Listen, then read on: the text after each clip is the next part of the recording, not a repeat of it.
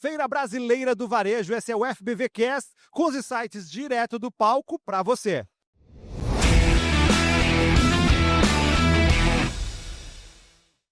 E eu estou aqui agora com o cara que acabou de sair do palco com um tema, o seu negócio como palco, transformando pontos de venda em interfaces vivas de entretenimento. Facundo Guerra, seja muito bem-vindo ao FBVcast. Muito obrigado pelo convite. E aí, primeira pergunta que eu quero fazer para ti é, qual o principal insight que tu traz do palco agora para dividir aqui com nós? Acho que a principal coisa que um comerciante, né, porque eu me julgo como um comerciante, tipo, eu vendo bebida, comida, enfim. E é um negócio muito difícil, meu. O varejo, quando você está cuidando de hospitalidade e restauração, eu acho que é um dos negócios mais cruéis que a gente tem hoje na indústria. É entender que você não vende produto. Quer dizer, se você se focar na venda de um produto, você vai ter que concorrer por preço. O que a gente vende é a gente tem que entender por que o cliente está nos buscando. Então você vai vender, no meu caso, por exemplo, eu vendo uma memória. Porque quem sai à noite não sai com fome ou com vontade de beber. Pode até sair, mas essa é uma razão que poucas vezes é primária. As pessoas vão para comemorar algum evento, vão para, enfim, esquecer a semana que foi pesada, vão para marcar uma memória na cabeça delas. Então, grandes eventos da nossa vida aconteceram numa mesa de um restaurante. Então eu tenho que entender que nunca é sobre o meu produto ou serviço. Porque se eu começar a pensar só no produto ou no serviço, eu vou ter milhões de concorrentes. Agora, se eu entender que meu cliente está indo atrás de uma memória e eu tenho que servir como um pano de fundo, porque o protagonista é ele e o pano de fundo sou eu que estou provendo, aí eu não tenho mais concorrente. Ah, que legal. E isso traz um ponto muito forte que está sendo falado muito no FBV sobre a questão do storytelling, do varejo trazer histórias, do varejo ser autêntico. Como é que tu vê esse ponto de vista hoje para quem tem negócio, principalmente tu que trabalha na área de comida do varejo?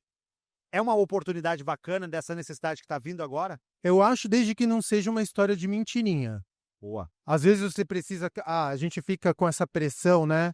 Falando, não, você precisa encontrar uma história, você precisa ter um storytelling e tudo mais. Que é uma palavra que está muito desgastada até pelo marketing recente. Verdade. E aí as pessoas ficam tentando inventar histórias que o cliente ele não é idiota. Provavelmente ele é mais inteligente que você. Eu sempre parto do pressuposto que o meu cliente é mais inteligente do que eu. Então, se você conta uma história que é mentirosa, você já rompe essa relação de confiança. Então, eu prefiro contar histórias que são verdadeiras. Por isso que eu ocupo lugares que foram abandonados ao longo dos anos lá em São Paulo. Legal. Que eu conto a história desses lugares, eu conto a história desses lugares. Eu tento pegar algo de verdade. E todo negócio tem uma verdade. Mesmo que você tenha uma indústria de parafuso. Tem alguma verdade. Por que alguém resolveu montar uma indústria de parafuso? Que pode ser o lugar menos, o negócio menos sexy que você possa pensar. E se você entender que você também não está vendendo parafuso, você está vendendo o quadro pendurado na parede. Você está vendendo a estante. Né, a realização da casa, do cara, da pessoa entrar em casa e se sentir no seu mundo. O parafuso é o meio para um fim.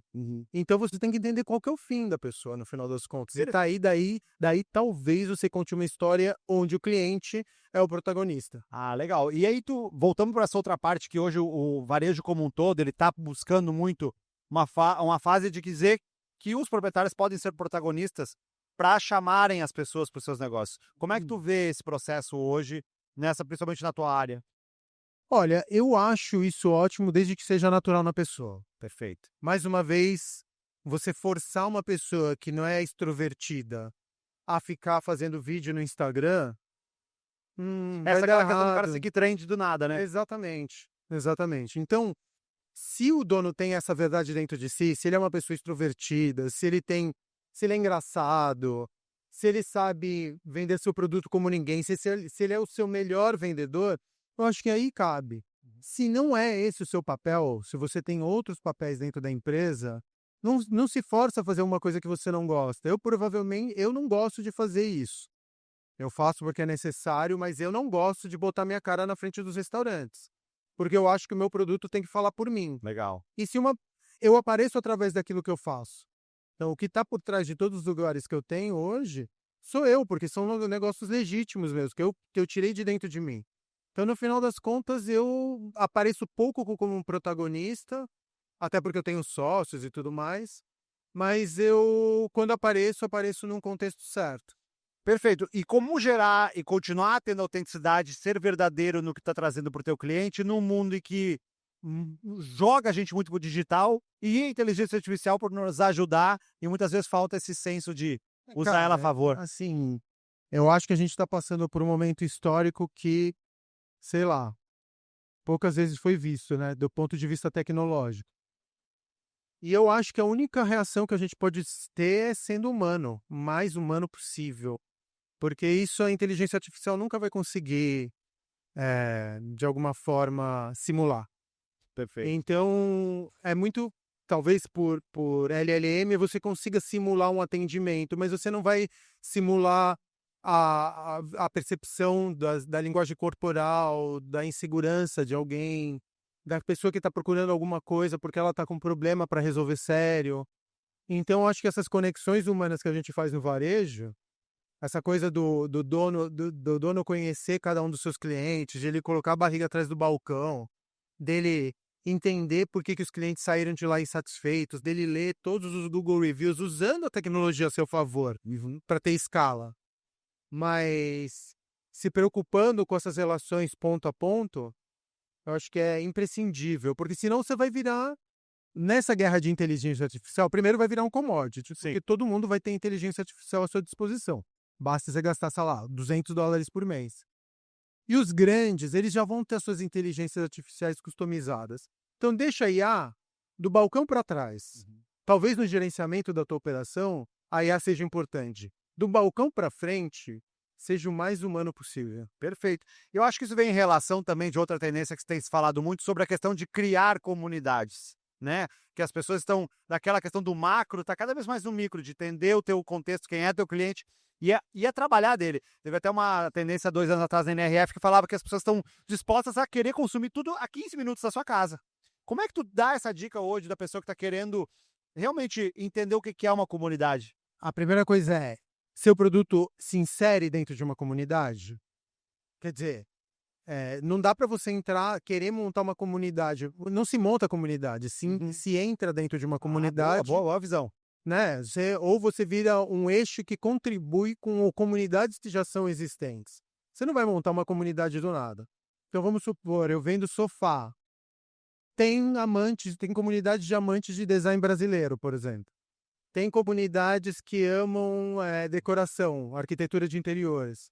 É dentro dessas comunidades que você vai procurar seus pontos de contato, pessoas que são legítimas. Então, acho que a primeira coisa é você entrar numa comunidade. Não ficar nesse desespero de querer ser o centro de uma comunidade.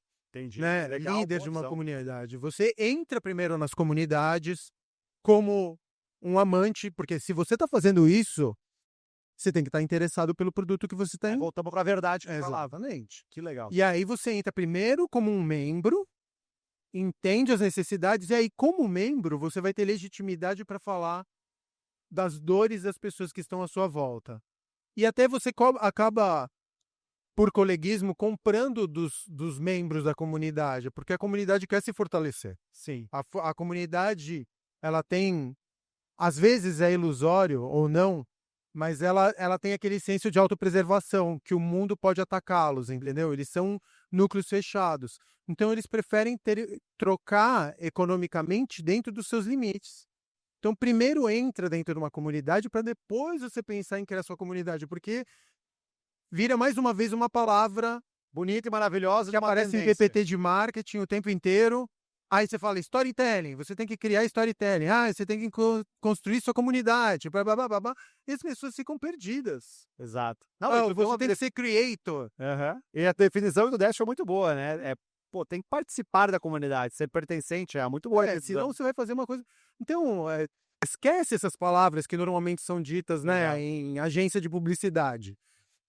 É ótimo, mas você tem que refletir, porque senão o que sobra é ansiedade pura. De entrar num mundo que não te pertence, porque grande parte de nós, varejistas, a gente é comerciante. A gente compra por um valor e vende por um valor mais X, né? Às vezes a gente não tem essa educação, a gente não tem o refinamento de entender todos esses grandes nomes, essas grandes tendências. que dizem que se a gente não seguir, a gente vai morrer. É, Ou a gente vai ficar a obsoleto. tendência ela vem muito para te ajudar a dar às vezes um norte, não significa que ela vá funcionar para todo mundo. É a mesma coisa da trend, né? Exatamente. E todo marketing tem uma palavra de trend. Tem, né? Já foi propósito, já foi creator, agora é storytelling. Isso me lembra muito o marketing me lembra a moda, né? A moda volta e meia volta a coisas antigas. No marketing é a mesma coisa. Só Você vai vender o quê? Livro, palestra, coach, mentoria. Tem um mercado que circula também. É com essas verdade. palavras. Cara, eu quero puxar um outro ponto interessante. Tu falou do teu negócio, que tu tens hoje ocupado um lugar, né, que não está sendo habitado. Me lembrou de um case muito legal em Berlim, de uma casa noturna que ocupou um lugar desocupado e virou uma febre absurda. Qual que é? Não me lembro se é Bauhaus o nome. Bergheim. Benheim. Eu não sou bom em alemão, desculpa. Ah, não, E é a casa de música eletrônica mais famosa do mundo. E eu achei muito legal, porque eu passei na frente e vi uma fila enorme, só porque eu não queria entrar, mas eu vi que, fui atrás da história, achei muito legal, que ocupa um lugar desconhecido, legal, mas eles definem quem entra, para não perder a noção, a essência. Como é que é isso hoje, usando esse teu negócio como exemplo? Eles foram tão verdadeiros na sua essência, que eles podem se dar o luxo de escolher. Legal. Porque são milhares de pessoas tentando entrar ali. Eu, por exemplo, eu já entrei, já fui nessa balada. Olha que sorte. Já fui. Porque a gente fazia intercâmbio de DJs quando eu tinha o Vegas. Legal. A gente trocava, a gente trazia os berlinenses do Bergheim pra cá e a gente mandava os brasileiros pra lá. Então eu tinha mas eu jamais me submeteria a 1h30, 2 horas de fila para passar pelo escrutínio de uma pessoa que nunca me viu na vida. Eu não quero ser julgado desse jeito pela minha aparência. Exatamente. Todo jeito como eu tô vestido. Então eu prefiro não passar por isso. Mas uma vez lá dentro, você vê uma verdade, uma liberdade. E é isso, os caras foram verdadeiros no seu propósito, tão verdadeiros que construíram uma comunidade dos melhores. São os amantes do melhor tipo de música eletrônica que existe, porque a curadoria dos caras é muito foda. É respeitadíssima no mundo inteiro e eles não são preguiçosos, eles apostam em novos nomes, criam novas gerações de DJs e tudo mais. É um celeiro para esse tipo de artista. Legal. Construíram uma reputação, estão fazendo isso há 15 anos e vão ficar cheios até o infinito, porque Berlim é o lugar para onde as pessoas vão para dançar música eletrônica, né? De Berlim, Ibiza.